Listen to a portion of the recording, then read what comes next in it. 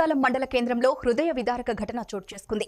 P హసైన్ కు చెందిన గుడిసె విద్యుత్ షార్ట్ సర్క్యూట్ కారణంగా పూర్తిగా దగ్ధమైంది. ఉదయం కుటుంబ సభ్యులు బట్టలు ఉతకడానికి కాలువకు వెళ్లి తిరిగి వచ్చేసరికి ఇంట్లో భారీ అగ్ని ప్రమాదం చోటు చేసుకుని గుడిసె పూర్తిగా కాలిపోయినట్లు బాధితులు తెలిపారు. ఈ ప్రమాదంలో కుమార్తె వివాహం కోసం దాచుకున్న నగదు, బంగారు, వెండి ఆభరణాలు మంటల్లో కాలిపోయి బూడిదయ్యాయని వాపోయారు.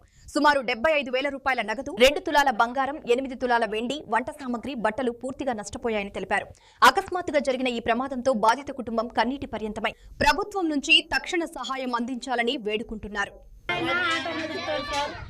నేను బంతులు కుడుతున్నాను. మేము పెద్ద కాలకు పోయింటిమి బతులు కడిగేకి. మేము వచ్చే లోపల అది కరెంటు అంతా తీసుకొని అంతా కాలిపోయింది. డబ్బులు గిబ్బులు ఒక 60-70 వేలు ఉంది లోపల. ఎవరు లేకుంటే ఇంట్లో ఇదంతా కాలిపోయింది. ఇంట్లో ఇంకేం లేదు. నా కూతురికి తీసి పెట్టిన డబ్బులు పెళ్ళికని కాలిపోయినా సార్.